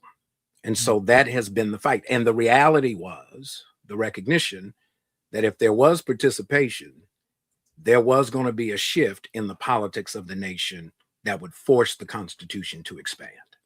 I'm Jesse Jackson Jr., listening to the Jesse Jackson Jr. Show on KBLA Talk 1580. Dr. Urey, Todd Urey, principal of the Urey firm, is our very special guest. He's a civil rights attorney and public policy advocate. He holds a deep belief that honest dialogue creates opportunities to form strategic partnerships and strengthen families as well as communities.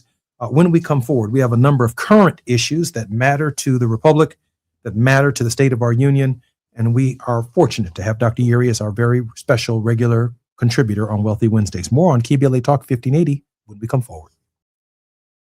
It's afternoon drive time with Jesse Jackson Jr. Only on KBLA Talk 1580.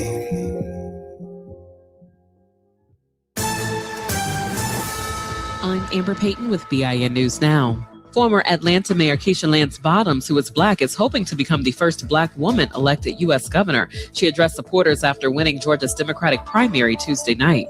I'll be a governor who will always fight for you. The Republican nominee will be decided in a June 16th runoff. California voters will see a Barack Obama on the governor's ballot this year, but it's not the 44th president. Democrat Barack D. Obama Shaw changed his name to honor the former president. He is one of 61 candidates running for governor, including candidates with unusual names and day jobs ranging from hotel housekeeper to nurse and musician. And leaders of Wilmington, Delaware's historic Mother African Union Church are vowing to rebuild after the landmark burned on Sunday. The church was founded in 1813 and has ties to the Underground Railroad and Civil Rights era. Get BIN News Now on demand 24/7 on the iHeartRadio app. This is the KBLA Sports Minute with Ray Richardson. NFL Commissioner Roger Goodell said the league is cooperating with Florida Attorney General James Uthmeyer, who issued a subpoena against the NFL as part of his investigation into the league. Uthmeyer is investigating the NFL for potential civil rights violations related to the league's Rooney Rule. Uthmeyer wants the league to get rid of the Rooney Rule, which the league implemented in 2003 to help promote diversity and hiring practices. If the league does not comply, Uthmeyer said he will file a civil rights lawsuit against the league. Uthmeyer said the Rooney Rule is blatant race and sex discrimination. Let me break this down for you. Those are code words for individuals and groups who think white people have been passed over for coaching in high-level positions by minorities, specifically African Americans. At the moment, Goodell said there are no plans to get rid of the Rooney Rule. No debates, no speculation, just the info you need. That's your KBLA Sports Minute. I'm Ray Richardson on KBLA Talk 1580.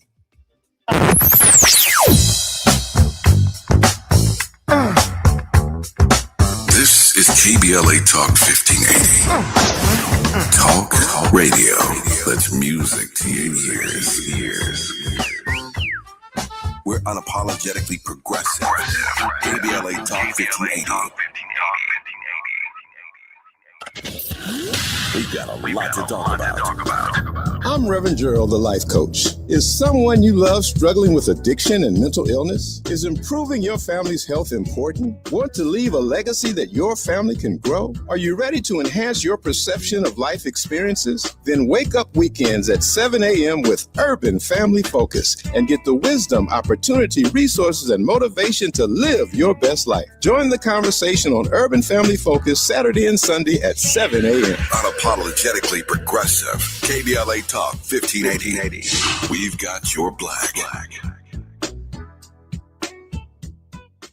Are you still pouring gallons and gallons of water into a thirsty lawn that never seems to get enough water? LADWP has a special offer for a free water-saving front yard refresh available to eligible LADWP residential customers. LADWP handles all the work, including lawn removal, installing an efficient irrigation system, and planting beautiful California-friendly plants. Save water and lower your bill with a free front yard refresh. See if you qualify at LADWP.com/LEAP. That's LADWP.com/LEAP. Going to a World Cup match in LA this summer? Ditch the parking stress and ride Metro. With direct service from across LA County, it's the easy way to get there for just $1.75 each way. The joint will be jumping. Ebony Repertory Theater, in association with Fig Street Films, brings you one of the most beloved musicals of all time. Tony Award winner, Ain't Misbehavin'. The soulful, swinging celebration of the music of Fats Waller. From the rollicking to the romantic, this show is pure magic, full of the songs that defined an era and the voices that'll make you forget everything else for a night. Foot stomping, heart stirring, unforgettable. Don't miss Ain't Misbehavin' at the Nate Holden Performing Arts Center, starring Lettucey, directed by Ren T. Brown. This is the night out you've been waiting for. Tickets are going fast, so don't wait. Grab yours now at ebonyrep.org or call the box office today at 323-964-9766. Ebony Repertory Theater, bringing the culture, keeping the legacy alive. Ain't Misbehavin' runs May 21st through June 8th at the Nate Holden Performing Arts Center. Get your tickets now. You're listening to Jesse Jackson Jr. on KBLA Talk 1580. The Jesse Jackson Jr. Show. The Jesse Jackson Jr. Show. The Jesse Jackson Jr. Show. The Jesse Jackson Jr. Show. King Volley drops the beat. Come on and talk with me. Come on and listen to me. Come on and talk with me. Come on and listen to me. KBLA Talk 1580. Download the app. I'm Jesse Jackson Jr. Welcome forward to the Jesse Jackson Jr. Show on KBLA Talk 1580, where on Wealthy Wednesdays we discuss the politics of our faith with Dr. S. Todd Yeary. Dr. Yeary, welcome forward to the show. Man, always good to be with you. You make me work real hard because you start talking and I start thinking. It's a whole thing. Man, I appreciate you. Hey, Dr. Yeary, let me ask you this question. Dr. Wilmer Leon and I had an interesting conversation in the first hour regarding the NAACP's call, now supported by members of the Congressional Black Caucus, as well as Jim Clyburn and others, and it's growing to encourage African-American youth who might be receiving scholarships to attend college in Southern state schools to consider not playing for those schools and consider institutions in other places. Dr. Leon and I share a skepticism that maybe we should have started with the professional sports teams like the Dallas Cowboys or the Atlanta Falcons or the Jaguars. There are other teams in the South, including the Atlanta Braves, where many of our athletes have actually made it. They've got guaranteed contracts. But to ask a young person, age 17, oftentimes coming from rural communities or coming from impoverished homes and communities, to make this sacrifice, the argument I made was essentially when we were told that we should boycott the Olympics and that America would be boycotting the Olympics, to look at those young people and say that even though they've been training all of their lives for gold and silver and bronze medals, that they should bypass 4 years until the next Olympics to even consider participating because of the politics. I'm wondering what your thoughts are on the NAACP's call for the boycotting of these Southern schools and the conflict, I think, that it creates, or the challenges that it creates for their futures when there are professional athletes who should be called to do this while allowing these young people to complete their careers. Dr. Yeary, your thoughts? There's a lot there. If we peel back the onion just for context, let me give you a personal frame from my experience with your father. After Breonna Taylor was killed in her home, Reverend and some of us on staff, your brother Jonathan, went to Louisville with Reverend to meet with Breonna's mother, Tamika Palmer, and their counsel, and with the mayor and the governor, Andy Beshear, and members of the council, to one, listen to what their concerns were, because they were at the beginning of a struggle. I was going back and forth to Louisville over the next several months on behalf of Reverend and the organization. And on the day that the then Attorney General, Daniel Cameron, issued his decision that the state would not be leveling any charges against the officers, I was actually in a meeting with the mayor and the command staff in the command center, along with the chief of police, to monitor what the response would be by law enforcement, because we knew there were protests going on. Reverend made a statement very clear, and immediately he said that those students who look like Breonna Taylor, who would be inclined to go to the University of Louisville or the University of Kentucky to play collegiate sports, should consider going elsewhere, should actually boycott going to these PWIs. Reverend's sense was, we should not have to choose between permissive economic exploitation and the reality of economic and political oppression. They go together. And so when you continue to engage, because now it becomes transactional, you then leave yourself open to the fact that if you get to enough numbers, the argument's going to be, it's obviously not that bad. The Reverend would often say, and I'm sure you remember, that the only thing worse than slavery is adapting to it. And so resistance is not a convenience decision. It's a substantive decision that goes right to the core of what our individual and communal understandings are about justice. And when we find ourselves in these circumstances, sometimes we have to make these difficult decisions. The challenge is going to be, now that NIL money is on the table, many of the schools where we didn't have a choice in many instances but to attend because of the nurture that was necessary in those environments. You went to A&T, I went to Morehouse. I mean, it wasn't just that they were kind of HBCUs by label. There was an ethos in in those spaces that help to cultivate the creative uniqueness of what it meant to have genius and Blackness in the same recipe. And so we got to get back to what's substantive for us. It's going to be a tough ask for young students, young families who have that opportunity, but we can't let that be the decision, the discussion. We put it on the table that's what it should be considered along with other considerations, but it is not the determinative decision that ultimately sets out what our strategy must be in this moment. I think that your approach is very rational. It makes a lot of sense to me. And I feel that if a student, based upon their own understanding of the politics, it's easy to say, I don't know nothing about no politics. I don't care about no lines. I'm here to play football. I just want to graduate from college.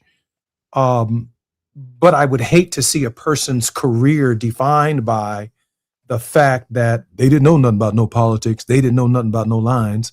And therefore, I decided I was going to go to college and take care of my mama, who's been working 3 jobs. And I got an opportunity to finally get my mama out of that house. That stuff is real. And I heard Dr. Wilmer Leon when he said that. So you got this athlete. This is athlete hypothesis. I'm hypothesizing that there is an athlete that becomes that draws the ire of the community because, they didn't have necessarily the strength, the intellect, or the capacity of a Cassius Clay, later a Muhammad Ali in terms of consciousness to really fight the system. But these are their formative years. I mean, the last thing you want is the NFL to turn around and say, well, you made a statement as a 17 or 18-year-old, and now that it's time for the combine, we're going to make a statement. We're going to ignore you like we did Kaepernick. There seems to be, at the ownership level, teaching Negroes a lesson who step into that space. All I did was raise the question, why not the professional athletes? Why not start with them? Give these kids their chance. Again, my mind not completely made up on the subject, but I wish there had been a broader conversation with some reflection upon the dilemma that we put those young people and their families in, and how we mark the moment that they decide whatever they decide as a moment to criticize or to critique them for the rest of their lives. Here would be a creative thought as you and I are looking at the image of a young Muhammad Ali. You mentioned Colin Kaepernick. He stood on principle, and it cost him economically, but it did not cost him in terms of consciousness and credibility. It's a tough decision. I have in my catalog of possessions one of the early paychecks of Jackie Robinson. Great athlete. This is after he desegregates baseball. The value of that check paled in comparison to his white counterparts. Here's what I would say we have to consider.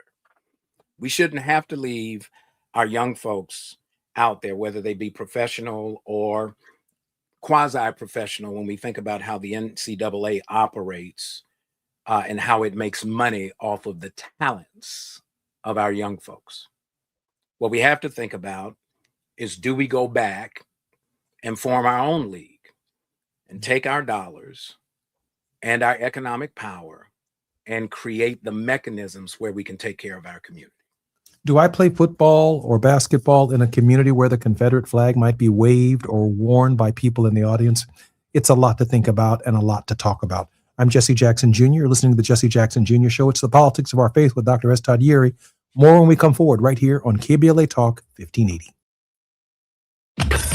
While you're stuck in traffic, we can at least bring you up to speed on the news of the day. You're listening to Jesse Jackson Jr. only on KBLA Talk 1580.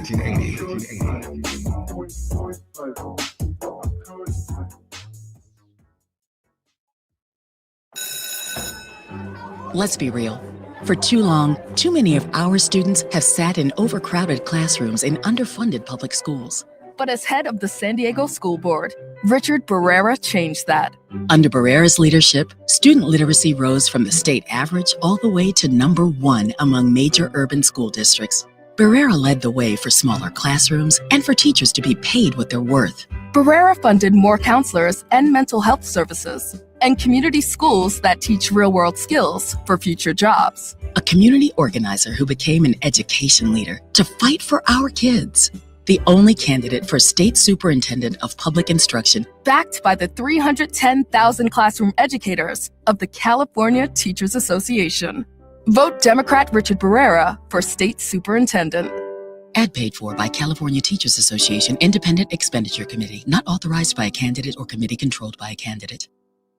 Are you drowning in IRS tax debt? Angela was. She called Civic Tax Relief and saved over $80,000. Felicia was having health problems, got behind on her taxes, interest and penalties were adding up. She called Civic Tax Relief and saved over $15,000. Civic Tax Relief is a professional tax negotiation firm that can protect you from the IRS. If you're getting collection letters, call Civic Tax Relief for a free consultation. They will go to work helping you discover all the relief programs you may qualify for free. James owed the IRS $37,000. Civic Tax Relief represented him against the IRS, and by the time everything was completed, he did not owe the IRS anything. If you are in trouble with the IRS, call Civic Tax Relief for your free consultation now. 800-200-2257. 800-200-2257. Get a free consultation and real tax relief. Call 800-200-2257. 800-200-2257. KBLA Talk 1580. We've got a lot to talk about. KBLA Talk 1580, connecting you with services and solutions. The midterm elections are upon us. It is voting season once again. Common Cause's motto is fighting for the democracy we deserve. In service of that goal, Common Cause puts its state and national policy expertise, massive network of grassroots supporters, and nonpartisan approach into action to strengthen our democracy against the challenges we face today. They work at every level of government on priorities that impact each of our lives, like defending the right to vote, limiting big money's influence on our elections, holding public officials accountable, and more. Common Cause is a nonpartisan grassroots organization dedicated to upholding the core values of American democracy. They seek to empower all people to make their voices heard in the political process.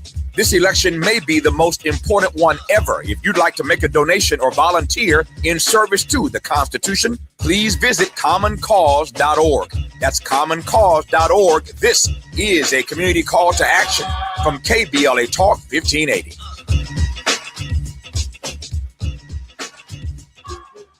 Did you know about 1 in 3 people with plaque psoriasis may also develop psoriatic arthritis, which causes joint pain, stiffness, and swelling? Does this sound like you? Listen to what it sounds like to be a million miles away. Tremfya guselkumab, taken by injection, is a prescription medicine for adults with moderate to severe plaque psoriasis who may benefit from taking injections or pills or phototherapy, and for adults with active psoriatic arthritis. Serious allergic reactions and increased risk of infections and liver problems may occur. Before treatment, your doctor should check you for infections and tuberculosis. Tell your doctor if you have an infection, flu-like symptoms, or if you need a vaccine. Imagine being a million miles away. Explore what's possible. Ask your doctor about Tremfya. Visit Tremfya.com or call 1-800-526-7736. The California Crusader newspaper would like to thank all of our subscribers for their support throughout the years, proudly serving the South Los Angeles and South Bay areas for more than 40 years. The California Crusader is a multicultural, Black-owned, adjudicated newspaper that focuses on providing newsworthy information to the people in our community. We're constantly looking for ways to assist businesses in our community to connect with our subscribers. We provide low-cost, effective ways to promote your business with our reasonable and affordable advertising rates. You can participate by suggesting, sharing, and submitting your stories on the California Crusader newspaper Community Share Facebook group page, or visit our website at cal-cruise-news.com. That's calcruisenews.com. Then click on the Submit Now button located on the top right corner of the homepage, or text CCN to 42828. Again, text CCN to 42828. The California Crusader newspaper, working together to build a better community for our future. Subscribe today. Let's celebrate. Y'all did it. Loving each other, needing each other. Hey, Los Angeles, KBLA Talk 1580 is turning 5, and we're celebrating in a big way. Oh my God. Join us Friday, June 19th, Juneteenth, 4 to 7 p.m. at the Beehive for our 5th anniversary bash and Juneteenth celebration. We're talking surprise celebrity guests, a special presentation, and a major announcement you will not want to miss. I can't wait to hear it. Plus, live music, dancing, games, and enough food and drink to keep the party going. Yeah, that's what I'm talking about. Of course, you're welcome to bring your own picnic basket, blanket, and lawn chair. And the best part, it's completely free. But here's the thing. You've got to sign up in advance. Space is limited, so don't wait. Head to KBLA1580.com right now and lock in your spot. Friday, June 19th, the Beehive, KBLA Talk 1580. 5 years strong, and we're just getting started. Happy anniversary, KBLA! Yeah, man. Now back to more of Jesse Jackson Jr. on KBLA Talk 1580. The Jesse Jackson Jr. Show. The Jesse Jackson Jr. Show. The Jesse Jackson Jr. Show. The Jesse Jackson Jr. Show. King Quality drop the beat. Come on and talk with me. Come on and listen to the me. Come on and talk with me. Come on and listen to the me. KBLA Talk 1580. Download the app. I'm Jesse Jackson Jr. Welcome forward to the Jesse Jackson Jr. Show on this Wealthy Wednesdays and the politics of our faith with Reverend Dr. Todd Yeary.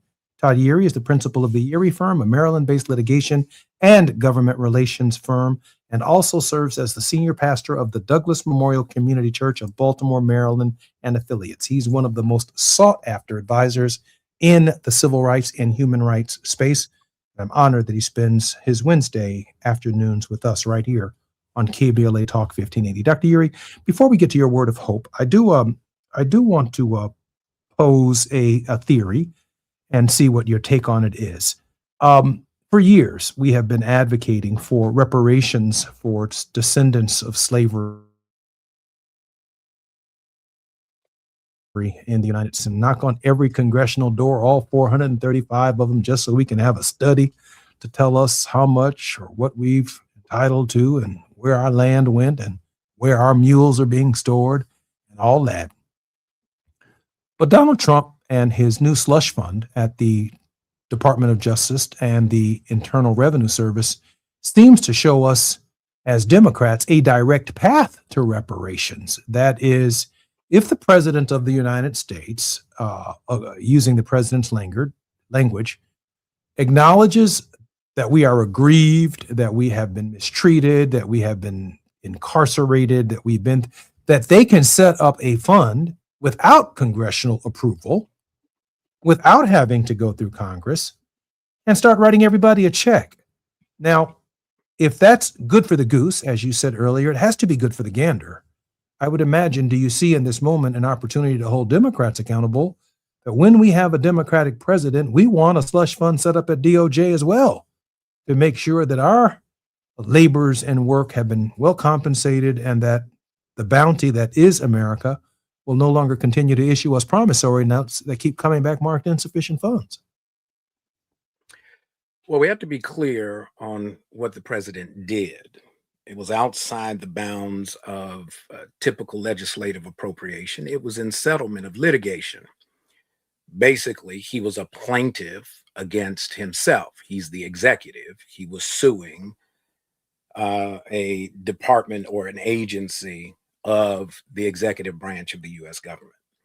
And in negotiating the settlement, what he got out of it was the benefit of protection from disclosure, that there would be forever a prohibition for any entity in Texas. to look at his Israel. taxes. Can't look at your taxes because there's now a ban. Now, why is that important? You know that the IRS has huge enforcement authority, and many times the issues that confront us in terms of the disparate application of law comes around the filing of taxes. And so if it were to be determined that his filings were somehow fraudulent, he now faces again the specter sometime after he would leave office that he might be prosecuted. Now that's gone. So what he gets out of it is he takes the cover that he needs and uses it and says the settlement value for this cover should be about $1.8 billion for those who feel like they've been aggrieved by the hostile and very aggressive posture of the prior administration. If we take the 1,600 or so folks that showed up at the Capitol on that unguided tour on January 6th, because they just wanted to walk around the Capitol without going through the visitor center and being cleared through security. If you gave each of them an equal proportion of $1.8 billion, it would come down to about $1.1 million per person. So now you take folks, many of them who had already been adjudged, convicted for crimes, which would make them under the 13th Amendment declared as slaves. They not only get their freedom, they get their 40 acres and a mule in terms of compensation for having had to endure the experience. So we got to understand deeply when we think about how reparations would be paid, we need plaintiffs to be able to, in the course of their settlement discussions against the government, should they get that far, to add not only declaratory relief, an actual statement that says the practice or the action was wrong, but injunctive relief that prohibits further delay by the government when it gets applied. We've got to get back in the room and think about strategy, because what he's showing us is that there are ways to leverage the system to get more than what should come out of an individual plaintiff's case against the government. It's frustrating, but it's also telling. So when we think about reparations, when we talk about restitution, we have to now rethink it with all that we're seeing and this notion that white folks are being, imposed upon because of the demands for justice from folks that have never been a threat to them. We got to recognize the monopoly game for the rules as they are written, not as the way we wish the game was played. I'm Jesse Jackson Jr. You've been listening to the Jesse Jackson Jr. Show on KBLA Talk 1580. Our very special guest and regular contributor is none other than Dr. S. Todd Yeary, 1 foot in the courtroom and 1 foot in the church. Grateful, Dr. Yeary. Until next time, I'll see you guys on Thought-Provoking Thursdays. I'm Jesse Jackson Jr. More on KBLA Talk 1580 when we come forward. KBLA 1580.